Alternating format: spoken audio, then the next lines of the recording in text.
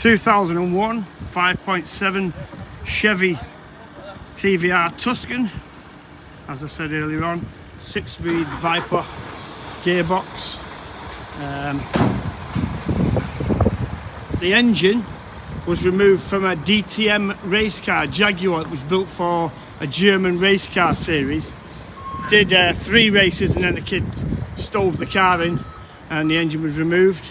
Apparently the engine was £64,000 to build. I don't know how true that is. I don't disbelieve the last owner. He's an honest kid, but it goes well. Standard map at the minute is 500 brake horsepower, but you can remap it to a great deal more, apparently up to 6, maybe even 700 brake. The car itself, paintwork is, I'll describe it as terrible, and then we can't go wrong, can we? The kid has not attempted to renovate the paintwork. It's rough, it wants painted, whole car needs a complete dip. But for this type of thing, the hard work's been done, all the engineering. Anyone can do paint and trim. The rest of it looks okay. I mean, the body itself, although in poor condition, the paintwork, the body itself is good. No bumps or scrapes on it. The interior is black leather, green carpets, reasonably good condition.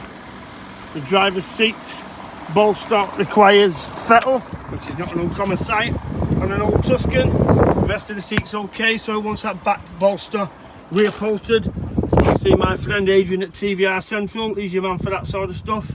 There's been an aftermarket LED speedo fitted. All of the gauges and the electrics still work because they ran separately from the engine bay, so there was no extra plumbing required for all that. Oil pressure gauge works, temperature gauge works, that's all plumbed in. So it's just the cosmetics that were left now. The kid gave up with. He wasn't that fussed in once here. He drove it round as it is. Properly registered at the DVLA with this engine in. Doesn't require CATs on an engine of this age, so it'll piss its emissions every year. Yeah, what a nice car, what an exceptional thing, and he spent a great deal of time, effort and money getting it to where it is. 2001 TVR Tuscan 5.7 LS, being driven through a 6-speed Dodge Viper gearbox. The body was removed, the chassis was completely reconditioned after the upgrades for the engine had been made. All the suspension was re-dipped. It's got nitron shock absorbers all round. You see there where some extra fabrication has been put in. That's normally a straight tube from there to there, as are the engine mountings. That's all been refabricated. Outriggers were replaced. Engine's got a dry sump set up on it. Bell housing bespokely made. All new bushes all round. I did have a thick coat of wax oil on, but I've jet washed that off so you can see how good the chassis is. There's the oil tank, oil catch tanks in the wing. What a fantastic job the kid's done. Really, really pretty. Centre section of the chassis and gearbox, same story. All freshly powder coated, like brand new. I mean, if you're going out to buy a TVR Tuscan 2001, then buy beware, because it hasn't had a chassis repaired. It's going to need one shortly. The lifespan expectancy of TVR Tuscan chassis was around 20-25 years, so they're all coming up and due refreshments, and that's not cheap. Just take a body off and redo a chassis. I would imagine you're going to get the bill for the thick end of 10 grand. Then we can start talking about this LS engine. Is this the engine that TVR should have fitted on this car? I would think so, yeah. A big American V8 would have been better than the Cadbury's Chocolate Speed 6, which, although a fabulous engine when it's working on that one day out of the 365 days, is a superb engine. It's just not fit for purpose.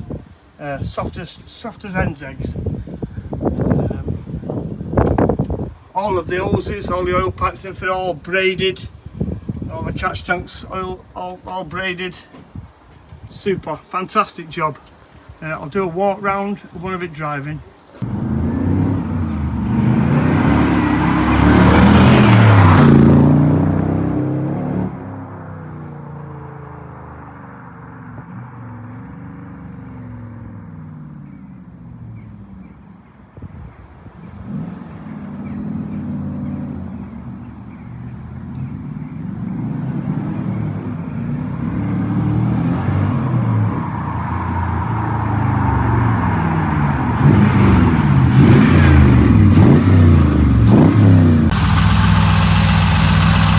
Engine, no rattles, no leaks.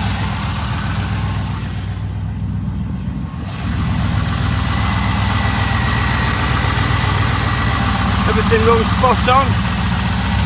Fuel pump's a little bit noisy. We'll probably replace that before it goes on. But yeah, there you go. Proper thing.